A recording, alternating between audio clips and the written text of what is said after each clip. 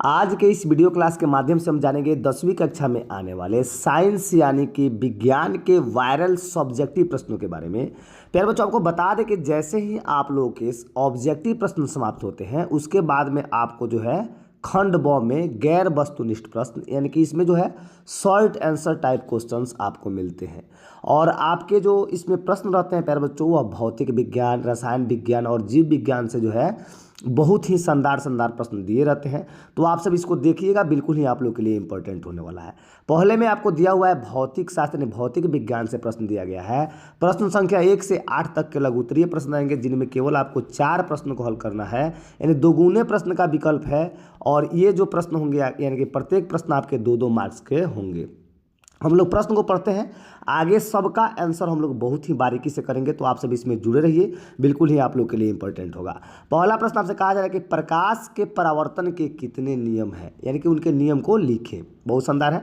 फिर इसमें आगे कह रहा है प्यारे बच्चों कि अवतल दर्पण के वक्रता केंद्र पर रखे बिंब के प्रतिबिंब के लिए एक किरण आरेख खींचे। उस प्रतिबिंब की आकृति, आकार यानी कि प्राकृतिक, साइज, स्थान सब लिख देना है। बहुत शानदार है।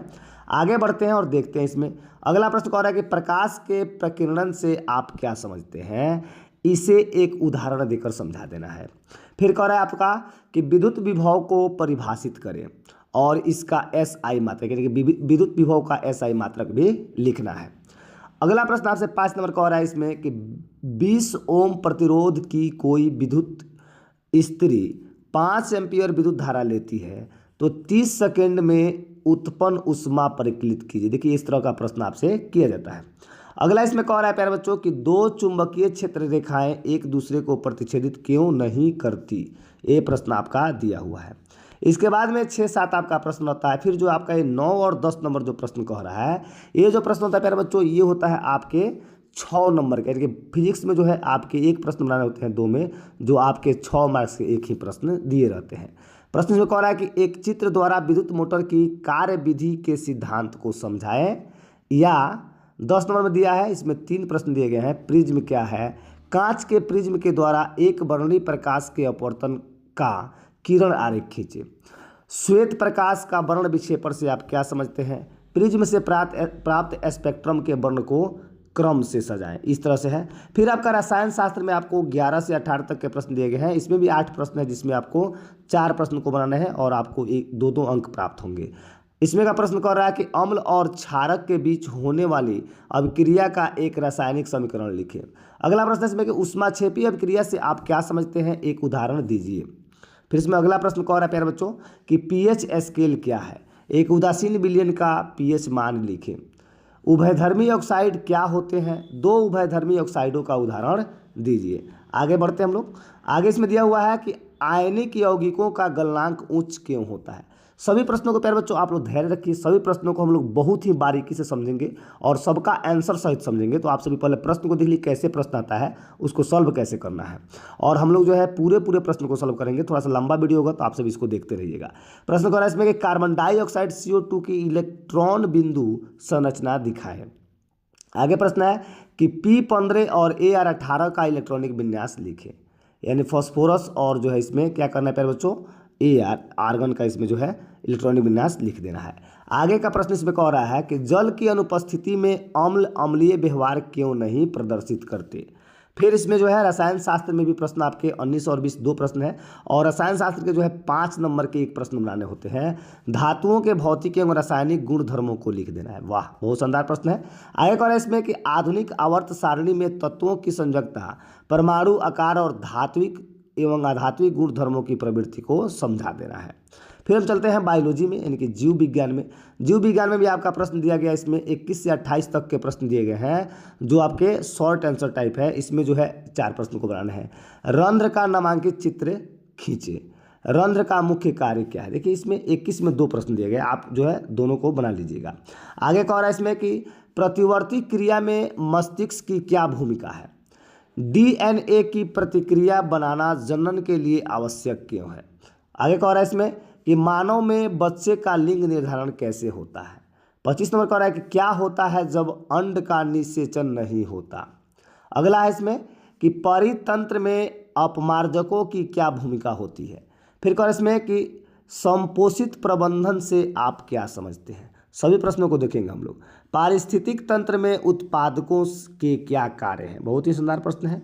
आगे हम लोग बढ़ते हैं। 29 और 30 नंबर जो है आपको बता दें कि आपके रसायन विज्ञान और जीव विज्ञान में 5-5 नंबर के एक एक प्रश्न होते हैं। तो इसमें आपको 29-30 में केवल एक प्रश्न को हल करना है। प्रश्न करना है इसमें कि वृकाणु यानी कि निफ्रॉन के संरचना एवं कार्य विधि का वर्णन करना है। फिर इसमें अगला कह रहा है कि पुष्प की अनुदैर्घ्य काट का नामांकित चित्र बनाएं एवं पुष्प के विभिन्न भागों के बारे में लिखें। चलिए हम बढ़ते हैं आंसर की ओर और एक एक प्रश्नों को हम लोग बारीकी से समझेंगे। पहला प्रश्न का आंसर जो है आपके स्क्रीन पर आ गया है। और इसमें कि प्रकाश के परावर्तन के सभी को पता है 2 नियम है। प्रथम नियम जो होता है आपतित किरण, परावर्तित किरण तथा आपतन बिंदु पर सभी अभिलंब जो होते हैं आपके तीनों क्या होते हैं? एक ही बिंदु पे, एक ही समतल में होते हैं। जैसे मान लीजिए एक समतल है, इसमें आपतित किरण, अपवर्तित किरण और अभिलंब तीनों एक ही तल में है। दूसरे एक दिया रहता है कि ये आपतन कोण और परावर्तन कोण का मान जो होता है दोनों क्या होता है? बराबर होता है, अर्थात साइन आई बराबर साइन आर होता है। ये सभी तो आप लोग को याद है, बहुआ टाइप प्रश्न है। आगे आपको दिया गया है प्यारे बच्चों, इस तरह का प्रश्न है। ये आपका यहाँ पर वस्तु रखा गया है और इस वस्तु से जो है प्यारे बच्चों यहाँ से क्या किया गया है? एक जो है लाइन खींचा गया है। लाइन खींचने के उपरांत जो है यहाँ से निकल कर जा रहा है। इसका मतलब है कि एक वस्तु यहाँ से आएगा, अगर सीधे यहाँ से खींचते हैं तो ये जहाँ पे कटान बिंदु हो रहा है, लेकिन दिया है कि उल्टा सी पर आकार जो है वास्तविक आकार के समान हो गया। ऐसे हम लोग को सीधे दर्शा देना था, बिल्कुल आप लोग को प्रतिबिंब बन के तैयार हो गया। 3 नंबर प्रश्न आपके दिए हुए हैं। कह रहा है इसमें कि प्रकाश का प्रकीर्णन कह रहा है कि जब प्रकाश किसी ऐसे माध्यम से गुजरता है जिसमें धूल या अन्य पदार्थों के अत्यंत सूक्ष्म कण होते हैं तो इनके द्वारा प्रकाश सभी दिशाओं में क्या होता है? प्रसारित होता है, फैल जाता है। इस प्रकाश का प्रकीर्णन का, इसे ही क्या कहते हैं? प्रकाश का प्रकीर्णन कहते हैं। सूर्य के प्रकाश के प्रकीर्णन के कारण ही आकाश का रंग नीला दिखाई पड़ता है। देखिए बहुत ही बहुआ टाइप प्रश्न है और ऑब्जेक्टिव में आ सकता है। आगे आपका प्रश्न जो है आंसर इसमें सही देख रहे हैं। विद्युत विभव की बात की जा रही है। कह रहा है कि इकाई धन आवेश को एक बिंदु से दूसरे बिंदु तक ले जाने में किए गए कार्य की मात्रा विद्युत विभव कहलाती है। यानी इकाई धन आवेश को जब एक बिंदु से दूसरे बिंदु तक ले जाते हैं तो जो किया गया कार्य होता है वही उसका विद्युत विभव कहलाता है। यानी V जो होता है प्यारे बच्चों वाट बट्टा आपका Q हो जाएगा, W/Q। अतः इस तरह से आपको बता दें कि विद्युत विभव का ऐसे ही मात्रक भी पूछा है और इसका ऐसा मात्रक जो होता है वोल्ट होता है, जिसको V के द्वारा इंडिकेट किया जाता है। बढ़ते हम लोग आगे इसमें दिया गया प्यारे बच्चों कि R प्रतिरोध होता है जिसमें 20 ओम दिया गया था। विद्युत धारा यानी I जिसको 5 एम्पियर और समय इसमें दिया गया 30 सेकेंड। तो उत्पन्न ऊष्मा जो कह रहे थे इसमें, तो फार्मूला इसमें I² RT होता है। I यानी 5 × 5 और R का मान 20 और 30 गुणा कर लेते हैं तो 1500 जूल निकल गया, यानी कि 1.5 × 10⁴ जूल हो जाएगा, जो बिल्कुल ही आप लोग के लिए इंपॉर्टेंट है। और ऐसे प्रश्न आपके किए जाएंगे तो आप सब इसको आसानी से देखते रहिए, बिल्कुल ही आसान है। आगे बढ़ते हैं हम लोग। फिर कह रहा है इसमें प्यारे बच्चों कि चुंबकीय क्षेत्र रेखाओं के लिए बताते हैं कि 2 चुंबकीय क्षेत्र रेखाएं कभी एक दूसरे को प्रतिच्छेद नहीं करती। यदि वे कभी एक दूसरे को प्रतिच्छेद करेंगे तो प्रतिच्छेद के बिंदु पर चुंबकीय क्षेत्र की 2 दिशाएं हो जाएंगी, जो कि असंभव है। 7 नंबर तो प्रश्न है कि नवीकरणीय और अनवीकरणीय यानी कि ऊर्जा स्रोतों के 2 अंतर लिखना था।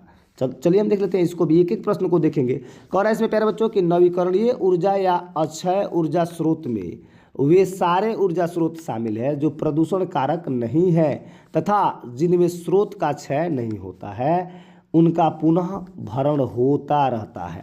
उदाहरण के लिए पानी, सूर्य, पवन, भूतापीय ऊर्जा और ऊर्जा स्रोत इत्यादि, ये सभी जो है नवीकरणीय ऊर्जा के स्रोत हैं। इसके विपरीत अनवीकरणीय ऊर्जा स्रोत जो होते हैं प्राकृतिक में सीमित मात्रा में है, इसके निर्माण में हजारों वर्ष लग जाते हैं, जैसे कोयला और पेट्रोलियम इत्यादि। फिर अगला प्रश्न आपसे कहा जा रहा है कि किस परिस्थिति में फ्लेमिंग के दक्षिण हस्त नियम का प्रयोग किया जाता है। तो देखिए हम देख लेते हैं। फ्लेमिंग का दक्षिण हस्त नियम एक बहुउपयोगी स्मारक युक्ति है जिसकी सहायता से सदिश राशियां जैसे चुंबकीय बल की दिशा ज्ञात करने की सुविधा मिलती है। इस नियम की आवश्यकता निम्न स्थितियों में आती है। इसकी आवश्यकता पूछी जा रही है। पहला जो है 2 सदिशों के गुणनफल की दिशा जानने में, दूसरा है कि कोणीय वेग की दिशा निकालने में, तीसरा है कि बलाघूर्ण यानी कि टर्क जो दिया रहता है, तर्क की दिशा निकालने में। इस तरह से हम लोग फ्लेमिंग के वाम हस्त नियम का उपयोग करते हैं। देखिए 9 और 10 प्रश्न जो है आपके 6 नंबर के हैं, तो इसको हम लोग आसानी से देखेंगे। पहला नंबर इसमें का 9 नंबर प्रश्न इसमें कह रहा था कि एक चित्र द्वारा विद्युत मोटर की कार्यविधि के सिद्धांत को समझाना था। तो इसमें बता दें प्यारे बच्चों कि वह यंत्र जो विद्युत धारा को यांत्रिक ऊर्जा में परिवर्तित कर सकता हो उसे विद्युत मोटर कहते हैं। विद्युत मोटर में एक नाल चुंबक होता है जिसे क्षेत्र चुंबक कहते हैं। प्रायः क्षेत्र चुंबक विद्युत चुंबक ही होता है। चुंबक के ध्रुव खंडों के बीच नर्म लोहे के प्लेट बने होते हैं जिसको हम लोग क्रोड़ के पर जो है लिपटी तांबे के तार की कुंडली होती है जिसके फेरों की संख्या काफ़ी अधिक होती है। इसे मोटर का आर्मेचर कहते हैं। आर्मेचर के छोर पीतल के खंडित बल्लियों से ढके रहते हैं। इस बल्लियों को कार्बन के ब्रश स्पर्श करते रहते हैं। क्रिया विधि की इसमें बात करती है, इसमें देख लेते हैं कि जब आर्मेचर से विद्युत आर्मेचर की दो भुजाएं ए बी और इस तरह से दी गई है तो दिशा की लंबवत होती है। तो फ्लेमिंग का वाम हस्त नियम सबसे पहले इसको हम लोग देख लेते हैं प्यारे बच्चों। ये हमारा दिया गया है और इस तरह की जो आकृति बनी हुई है ये सीधे सीधे इस आकृति को हम लोग समझ लेते हैं। यही हमारी आकृति की कार्य होती है, आर्मेचर की इसमें कार्य होती है। फिर इसमें कह रहा है प्यारे बच्चों कि विद्युत मोटर में विभक्त बल्ले द्विपरिवर्तक का कार्य करता है। परिवर्तक यानी कि परिपथ में विद्युत धारा के प्रवाह की को जो है उत्क्रमित होने पर दोनों भुजाओं पर आरोपित बलों की दिशाएं भी उत्क्रमित हो जाती है। कुंडली की पहली भुजा जो पहले नीचे धकेली गई थी वह ऊपर धकेली जाती है और ऊपर वाली भुजा नीचे धकेली जाती है। प्रत्येक आधे घूर्णन के बाद यह क्रम दोहराया जाता है और कुंडली और धुरी का लगातार घूर्णन होता रहता है। इस तरह से आपके जो है 6 नंबर के मार्क्स वाले प्रश्न थे, इसको हम लोग पूरा विस्तार से सॉल्व करेंगे। इसमें अगला कह रहा है प्रिज्म के बारे में। प्रिज्म एक सपाट चिकनी सतहों वाला एक पारदर्शी प्रकाशीय अवयव है जो प्रकाश का अपवर्तन करता है। इस पारदर्शी प्रकाशीय अवयव में 2 त्रिभुजाकार तथा 3 आयताकार पृष्ठ होते हैं जो कि आपस में एक दूसरे से झुके रहते हैं। इसका निर्माण मुख्यतः कांच, प्लास्टिक और फ्लोराइड से किया जाता है। कांच के प्रिज्म के द्वारा एक वर्णीय प्रकाश के अपवर्तन का किरण आरेख आपके सामने है, आप सभी इसको देख सकते हैं। ये प्रिज्म होता है और इसमें जो है एक वर्णीय आपके जो किरण आरेख दिखाया गया है, एक वर्णीय किरण आरेख जो बिल्कुल ही आप लोग के लिए इम्पोर्टेंट है, याद कर लीजिएगा। अगला इसमें कहा जा रहा है प्यारे बच्चों कि श्वेत प्रकाश का वर्ण विक्षेपण। देखिए तो प्रिज्म सफ़ेद रोशनी को 7 अलग अलग रंगों में विभक्त करता है। कई रंगों में सफ़ेद रोशनी के विभाजन को प्रकाश के फैलाव के रूप में जाना जाता है या श्वेत प्रकाश का वर्ण विक्षेपण भी इसको कहा जाता है। यानी प्रकाश का किरण जो है अपने 7 रंगों में जो विभक्त होता है उसको हम लोग प्रकाश का वर्ण विक्षेपण कहते हैं। प्रिज्म से प्राप्त स्पेक्ट्रम के वर्णों को जो है क्रम यानी VIBGYOR यानी इसमें क्या होता है हम लोग इसको हम लोग जो प्यारे बच्चों क्या इसको हम लोग हिंदी में वैजानीह पिनाला के नाम से जानते हैं। बैगनी, जमुनी, नीला, हरा, पीला, नारंगी, लाल, इस तरह से आपके 7 वर्ण हो जाएंगे। बात करते हैं अगले प्रश्न की। प्रश्न आपसे कहा जा रहा है कि अम्ल एवं क्षार के बीच होने वाली अभिक्रिया का एक रासायनिक समीकरण। तो अम्ल और क्षार के बीच होने वाली एक अभिक्रिया का रासायनिक समीकरण की बात करते हैं तो ये आपका एसिड दिया है HCl और आपका बेस जो दिया गया है आपका NaOH दिया गया है। जब दोनों अभिक्रिया करेंगे प्यारे बच्चों तो Na और आपको क्या बन जाएगा H2 और H2 और क्या बन जाएगा O बन जाएगा यानी वाटर बन गया और उसके बाद में NaCl यानी कि आपका जो नमक बन गया, साल्ट बन गया। यही तो आपका एक अभिक्रिया था बिल्कुल ही अम्ल और क्षार के बीच होने वाली अभिक्रिया। बात करते हैं आगे की। आगे इसमें दिया गया है कि ऊष्माक्षेपी अभिक्रिया, बहुत शानदार है। ऊष्माक्षेपी अभिक्रिया से आप क्या समझते हैं, एक उदाहरण देना है तो वह अभिक्रिया ऊष्माक्षेपी कहलाती है जिसमें ऊष्मा के रूप में ऊर्जा प्राप्त होती है। अभिकारक की बात करें उत्पाद प्लस ऊर्जा बराबर ऊष्मा के रूप में कैसे प्राप्त होगा। हाइड्रोजन का जलना एक ऊष्माक्षेपी अभिक्रिया है। यानी क्या दिया इसमें 2H2 प्लस O2 यानी 2H2 और O2 मिलता है तो 2H2O बनता है, ये गैस बन जाएगा और इस तरह से आपको जो है क्या बनेगा एक ऊष्माक्षेपी अभिक्रिया का उदाहरण मिल जाएगा। आगे इसमें दिया हुआ है प्यारे बच्चों एक और आपका pH स्केल। pH जो है किसी विलयन की अम्लता और क्षारीयता का एक माप है और जो है किसी भी घोल का pH मान हाइड्रोजन आयन प्लस की सांद्रता के विलोम के लघु गुणांक यानी लॉगरिथम की संख्या के बराबर होता है। यानी pH equal to log 1/s plus है यानी कि उदासीन विलयन का जो मान होता है वह आपके उसका pH स्केल में 7 होता है प्यारे बच्चों, आप सभी को याद भी है। अगला प्रश्न का उत्तर क्या है इसमें कि उभयधर्मी ऑक्साइड की बात की जा रही है कि जो धातु ऑक्साइड अम्लीय और क्षारीय दोनों प्रकार के व्यवहार प्रकट करते हैं उन्हें उभयधर्मी कहा जाता है, जिसको हम लोग रेडॉक्स अभिक्रिया कहते हैं। देखिए इसमें कहा जा रहा है कि Al2O3 एवं जिंक ऑक्साइड ZnO, यानी कि ये अभिक्रिया जो है कैसे व्यवहार करते हैं देख लेते हैं। इस तरह की आपकी अभिक्रिया दी गई है, ये अम्लीय बन जाएंगी Al2O+6HCl, यानी इस तरह की अभिक्रियाएं आपके सामने हैं, जिसको आप लोग आसानी से देख लीजिए।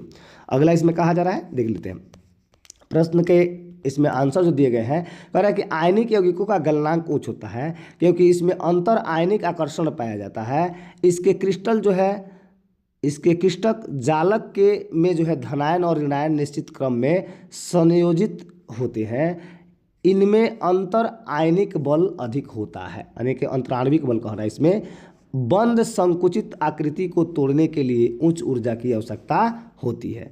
देखिए इसमें का अगला प्रश्न देख लेते हैं। अगला प्रश्न इसमें कहा जा रहा है कि कार्बन की परमाणु संख्या जो होती है 6 होती है। कार्बन का जब इलेक्ट्रॉनिक विन्यास निकालेंगे 2 और 4 हो जाएगा। कार्बन के संयोजक इलेक्ट्रॉन जो हो जाएंगे 4 हो जाएंगे। और जो है ऑक्सीजन की परमाणु संख्या 8 होती है। इसका इलेक्ट्रॉनिक विन्यास जब निकालेंगे प्यारे बच्चों तो इसमें जो हमको 4 और 6 मिल जाएगा। तो इसके लिए प्यारे बच्चों इसमें जो दिया गया है, यानी कि O बराबर C बराबर जो इस तरह का आपका O दिया गया ना, CO2 आपका बन के तैयार हो जाएगा। इस तरह से आपके जो है इलेक्ट्रॉनिक विन्यास और इसकी संयोजकता हम लोग ऐसे निकाल सकते हैं। आगे की इसमें बात करते हैं। कह इसमें कि P दिया है 15 और Ar आर्गन दिया है 18 का इलेक्ट्रॉनिक विन्यास निकालते हैं। तो 15 का निकालेंगे तो कैसे हो जाएगा प्यारे बच्चों, यानी कि हमको जैसे कि 2n² पर जब इसको तोड़ते हैं इस तरह से आप लोग निकाल सकते हैं। ये आपका आराम से इसका जो है इलेक्ट्रॉनिक विन्यास निकल सकता है। आगे के प्रश्न की बात करते हैं। कह इसमें कि अम्लों का अम्लीय व्यवहार हाइड्रोजन आयन प्लस के कारण होता है। अम्ल केवल जल में विलय होने पर ही हाइड्रोजन आयन उत्पन्न करते हैं। जल की अनुपस्थिति में अम्ल हाइड्रोजन आयन को उत्पन्न नहीं करते और इस कारण अम्लीय व्यवहार प्रदर्शित नहीं करते हैं। देखिए ये आपका आंसर है। आप लोग ऐसे सटीक आंसर लिखिएगा, बिल्कुल आप लोग के लिए इंपॉर्टेंट हो जाएगा। बात करते हैं अगले प्रश्न की। इसमें प्रश्न कर रहा है कि धातुओं के भौतिक एवं रासायनिक गुणवत्ता का उल्लेख जो है, धातुओं के भौतिक गुण के उल्लेख हम देखते हैं। कह रहा है कि इलेक्ट्रॉनिक विन्यास की बात कर लेते हैं प्यारे बच्चों। कह रहा है इसमें कि धातुओं के परमाणु की बाह्यतम कक्षा में जो है 1, 2 या 3 इलेक्ट्रॉन रहते हैं। उदाहरण के लिए सोडियम, मैग्नीशियम आदि। धातुओं की बात करते हैं तो विद्युत धनात्मक गुण प्रदर्शित करता है और धातुएं जो है आघातवर्धन्य, इनके कागज से भी पतले परत बनाए जा सकते हैं। फिर धातुओं की हम बात करते हैं प्यारे बच्चों, तो धातुएं जो है तन्य होती है, उन्हें खींचकर इसे तार बनाया जा सकता है। द्रवणांक एवं कथवांक की बात करें तो धातुओं के द्रवणांक एवं कथवांक उच्च होते हैं। सोडियम और पोटेशियम जो है इनके नहीं होते हैं क्योंकि ये अपवाद है। आप सभी इसको देखते रहिए। आगे इसमें कह रहा है कि उष्मीय और विद्युतीय चालकता की बात करते हैं। कह रहा है कि सभी धातुएं उष्मा एवं विद्युत की जो होते हैं सुचालक होते हैं।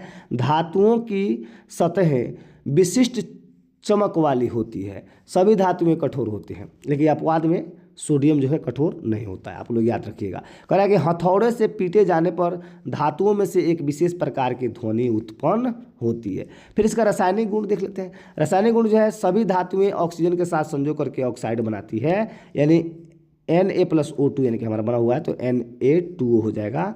और फिर जो हो जाएगा Mg+O2 तो हो जाएगा 2MgO। इस तरह से आपके बन जाएंगे। फिर कह रहा है विभिन्न धातुओं की जल के साथ अभिक्रिया भिन्न भिन्न वेग में होती है। ये आपके ठंडे जल में, भाप जल में। इस तरह से आप कॉपर, मरकरी, टिन, सिल्वर और गोल्ड धातुओं के साथ अभिक्रिया नहीं कर सकते। ये सभी अभिक्रिया करने वाली धातुएं नहीं है। आप सभी इसको आशा करते हैं समझ लिए होंगे। आगे भी आपका ऐसा ही दिया गया है, आप लोग इसको भी समझ सकते हैं। फिर इसमें 20 नंबर प्रश्न की बात करते हैं जो बिल्कुल आप लोग के लिए इंपॉर्टेंट है। और 5 नंबर का प्रश्न ये आपका वो भी था, ये भी 5 नंबर का है। कह रहा है कि आवर्त सारणी में तत्वों की संयोजकता, परमाणु आकार तथा धात्विक अधात्विक गुण धर्मों की प्रवृत्ति कह रहा है। संयोजकता की बात कर रहे हैं इसमें, तो किसी वर्ग के सभी तत्वों की संयोजकता समान होती है। किसी तत्व की संयोजकता उसके परमाणु के संयोजी सेल में उपस्थित इलेक्ट्रॉनों की संख्या होती है। जैसे आप लोग के सामने है, जैसे वर्ग 1 में दिया है लिथियम, सोडियम, पोटेशियम, और जो है इसमें संयोजकता दिया है, इसमें 1, 1, 1 दिया गया है। फिर वर्ग 2 में हो जाएगा आपका बेरिलियम, मैग्नीशियम कैल्शियम, यानी कि 2 इसकी संयोजकता। वर्ग 17 की बात करते हैं इसमें तो आपके फ्लोरीन, क्लोरीन और ब्रोमीन हो जाएगा। इस तरह से आपके एक संयोजकता इसमें पाए जाते हैं। आगे हम लोग बढ़ते हैं प्यारे बच्चों। कह इसमें कि परमाणु का आकार किसी परमाणु के बाह्यतम सेल और उसके नाभिक के केंद्र के बीच की दूरी के परमाणु त्रिज्या को परमाणु त्रिज्या कहते हैं। किंतु परमाणु के बाह्यतम सेल का स्थान नियत नहीं है, अतः परमाणु त्रिज्या का ठीक ठीक मान निर्धारित करना कठिन है। फिर भी एक ही तत्व के किसी सहसंयोजक अणु में 2 आसन्न परमाणुओं के केंद्र के बीच की दूरी के औसत को परमाणु का आकार या त्रिज्या कहते हैं। तो आप सभी को याद हो गया होगा। आगे इसमें कह रहा है कि उदाहरण के लिए क्लोरीन अणु के 2 बंधित नाभिकों के बीच की दूरी 98 pm दिया गया है। अतः क्लोरीन के संयोजकता की बात करते हैं इसमें तो 98/2 pm हो जाएगा, यानी कि 99 pm आपको प्राप्त होगा। आगे इसमें दिया है कि आवर्त सारणी के किसी वर्ग के ऊपर नीचे आने पर परमाणु का आकार बढ़ता है, क्योंकि प्रत्येक तत्व के बाद वाले तत्व के इलेक्ट्रॉनों की एक नया सा सेल बन जाता है। फिर इसमें आगे बढ़ते हैं। और इसमें कि धात्विक गुण की बात कर लेते हैं। धात्विक गुण कह रहा है कि किसी वर्ग के ऊपर से नीचे आने पर तत्व का धात्विक गुण बढ़ने लगता है। वर्ग के सबसे निचले तत्व का धात्विक गुण सबसे अधिक होता है। उदाहरण के लिए वर्ग 15 का पहला तत्व नाइट्रोजन, यानी कि जो स्पष्टतः एक अधातु है, जबकि अंतिम तत्व जो है विषमत दिया गया है आपका, और इसमें जो है धात्विक गुण स्पष्ट हो जाते हैं। आवर्त सारणी में sodium Na, magnesium Mg, calcium Ca आदि धातुएं सारणी में बाईं ओर पाई जाती हैं। अधात्विक गुण की बात करते हैं तो किसी वर्ग के में जो है ऊपर से नीचे पर अधात्वीय तत्वों के भौतिक गुण जैसे द्रवणांक, कथनांक आदि क्रमशः घट जाते हैं, किंतु घनत्व में बढ़ने की प्रवृत्ति होती है। इस प्रकार आप लोग समझ गए होंगे। आगे आपको इसमें दिया गया है इस तरह इसका द्रवणांक, कथनांक, जैसे लिथियम, सोडियम, पोटेशियम और जो है आपका क्या दिया है इसमें प्यारे बच्चों, सोडियम दिया है कि रुबिडियम दिया हुआ है। ये सोडियम नहीं है, रुबिडियम है। तो इस तरह से आपके दिए गए इसका द्रवणांक की इसमें मात्रा दी गई है। फिर कथनांक दिया है, इसमें घनत्व दिया गया है। तो जिसका जो है इसमें ये जो आपका द्रवणांक बढ़ रहा है, कथनांक बढ़ रहा है, लेकिन यहाँ पर जो है घनत्व इसका घट रहा है। जो घट रहा है उसका बढ़ रहा है, जो बढ़ रहा है उसका घट रहा है। इस तरह से आप लोग याद कर लीजिएगा।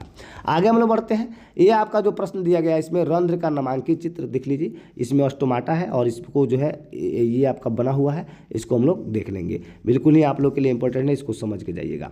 आगे आपका दिया गया है कि रंध्र के मुख्य कार्य जो होता है वाष्पोत्सर्जन होता है और गैसों का आदान प्रदान करना होता है। इससे ज़्यादा इसका कार्य नहीं होता है। फिर इसमें 22 नंबर प्रश्न की बात कर लेते हैं। 22 नंबर प्रश्न आपके स्क्रीन पर है।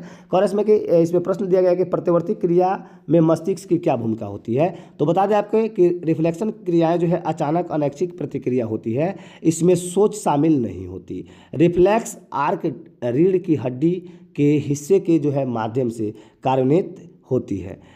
उसके बाद में है रिफ्लेक्स एक्शन में मस्तिष्क की कोई भूमिका नहीं होती, लेकिन यह मस्तिष्क को नुकसान से क्या करती है, बचाती है।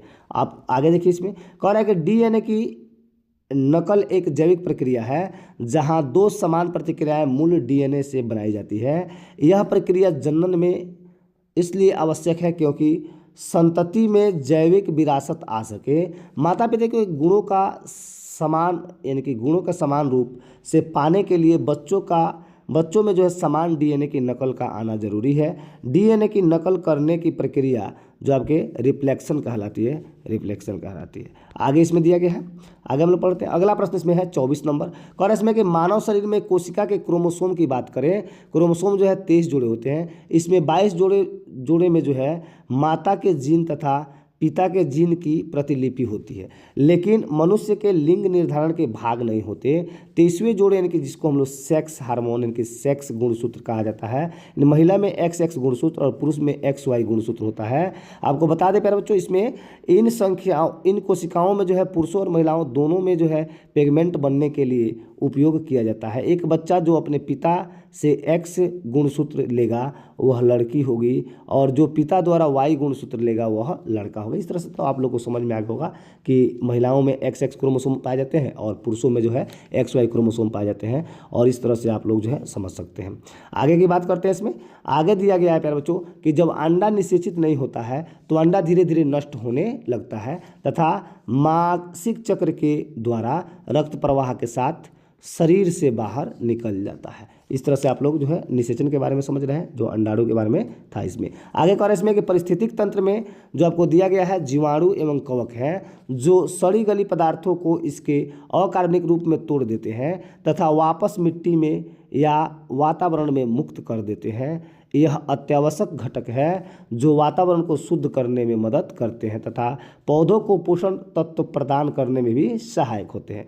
बिल्कुल ही इंपॉर्टेंट है। आगे बढ़ते हैं हम लोग। कह रहे इसमें संपोषित प्रबंधन की बात कर रहे हैं।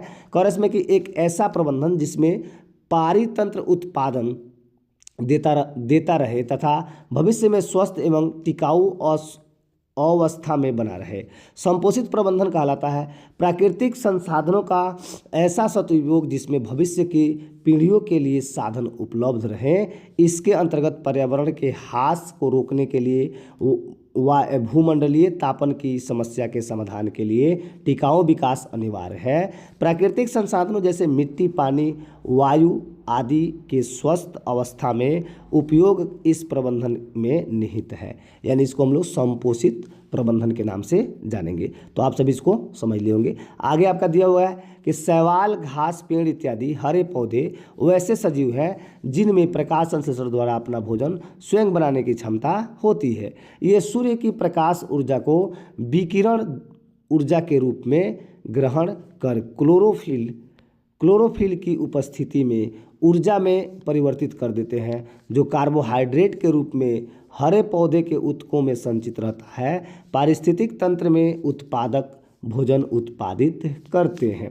आगे आपका दिया गया है प्रश्न प्यारे बच्चों। इसमें कह रहा है इसमें कि वृकाणु की संरचना। देखिए इसमें वृकाणु कह रहा है कि वृकाणु गुर्दे की संरचनात्मक इकाई है। इसमें एक नलिका होती है जो एक ओर संग्राहक वाहिनी से जुड़ी रहती है तथा दूसरी ओर एक कप की आकृति की रचना से। इस कप की आकृति के संरचना को जो है बोमेन संपुट के नाम से जाना जाता है। कह रहा है प्रत्येक बोमेन संपुट में कोशिकाओं के गुच्छे कप के अंदर होते हैं जिसे कोशिका गुच्छा यानी कि इसको जो हम लोग ग्लोमेरुलस कहते हैं। कह रहे कोशिका गुच्छा में रुधिर एफरेंट धमनी द्वारा प्रवेश करता है तथा इफरेंट धमनी द्वारा बाहर निकलता है। इस तरह से आपके आकृति दिए गए हैं, इसको आप लोग देख लीजिएगा, बिल्कुल आप लोग के लिए इंपॉर्टेंट है। बढ़ते हैं हम लोग आगे। कह रहे हैं नेफ्रॉन के कार्य की बात करते हैं यानी छानना। जैसे रुधिर बोमेन संपेट के अंदर जो होता है कोशिका गुच्छ की कोशिकाओं द्वारा छाना जाता है। कह रहा है इसमें कि निस्यंद वृकाणु के नालिकाकार हिस्सों से गुजरता है। इस निस्यंद में ग्लूकोज, एमिनो अम्ल, यूरिया अम्ल यानी कि यूरिक अम्ल होता है। लवण तथा जल की अधिकतम मात्रा होती है। कह रहे इसमें पुनः अवशोषण की बात करते हैं। जैसे जैसे निस्यंद नलिका में बहता जाता है वैसे वैसे आपका लाभप्रद जो होता है जैसे ग्लूकोज, एमिनो अम्ल, लवण, जल विशेष रूप से वृकाणु को घेरती हुई कोशिकाओं द्वारा अवशोषित कर दिया जाता है। पानी की कितनी मात्रा का पुनः अवशोषण हो इस बात पर निर्भर करता है कि शरीर कितना पानी की आवश्यकता है तथा उस उत्सर्जक पदार्थ की मात्रा क्या है उसका उत्सर्जन होगा। मूत्र की बात कर लेते हैं पहले बच्चों। इसमें कह रहा है कि पुनः अवशोषण के पश्चात जो स्पंद बचता है उसे मूत्र कहते हैं। मूत्र में घुले हुए नाइट्रोजन युक्त उत्सर्जक जैसे यूरिया, यूरिक अम्ल, अतिरिक्त लवण और पानी होता है। इस तरह से आपके 5 नंबर के प्रश्न थे और बड़े थे। आगे इसमें 30 नंबर प्रश्न आपको दिया गया है। 30 नंबर प्रश्न जो है आपके पुष्प संबंधित है, ये आपको देख लेना है। और पुष्प से जो है बहुत सारे प्रश्न आपके किए जाते हैं इसमें, तो इसको देखना प्यारे बच्चों बहुत ही इंपॉर्टेंट है और आप लोगों के लिए ज़रूरी भी है। इसमें जैसे कि आपको सबसे इंपॉर्टेंट चीज़ आपका ये मिल रहा है कि पुंकेसर, यह फूल का एक महत्वपूर्ण भाग है। पुंकेसर के मुख्यतः 2 भाग होते हैं, परागसूत्र और तंतु। यानी पराग सूत्रभोजी द्वारा जो है पराग कोष से जुड़ा होता है। पराग कोष के अंदर जो है परागण होते हैं, परागकण, ये निषेचन के बाद बीज बनते हैं। स्त्री केसर की बात करें तो यह जो होता है एक मादा भाग होता है। इसके प्रत्येक अंग को स्त्री केसर कहते हैं। इसके 3 भाग होते हैं, वर्तिकाग्र, वर्तिका और अंडाशय। अंडाशय के अंदर जो है बीजाणु होते हैं। इस तरह से आप लोग जो इसको देख लीजिएगा। तो ऐसे ही प्रश्न हम लोग जो है पुनः लेकर आएंगे और आप अगर वीडियो को पूरा अंत तक देखते हैं तो आपके एग्जाम में इससे बाहर प्रश्न नहीं किए जाएंगे। तो आपको पुनः बता दें कि 7 बजे शाम में आपको हर एक विषय का जो भी आपके सब्जेक्ट है सभी सब्जेक्ट का जो है बारी बारी से हम लोग प्रत्येक दिन जो है एक एक सब्जेक्ट का हम लोग ऑब्जेक्टिव प्रश्न करेंगे। और जो भी हमारा सुबह में 7 बजे टाइमिंग दिया गया, 7 बजे के पहले 6:30 से 7 बजे तक, उसमें हम लोग जो है सभी सब्जेक्ट का बारी बारी से हम लोग सब्जेक्टिव प्रश्नों को हल करेंगे। तो आप सभी इसमें तब तक बने रहिए, खुश रहिए, मस्त रहिए। बहुत बहुत धन्यवाद।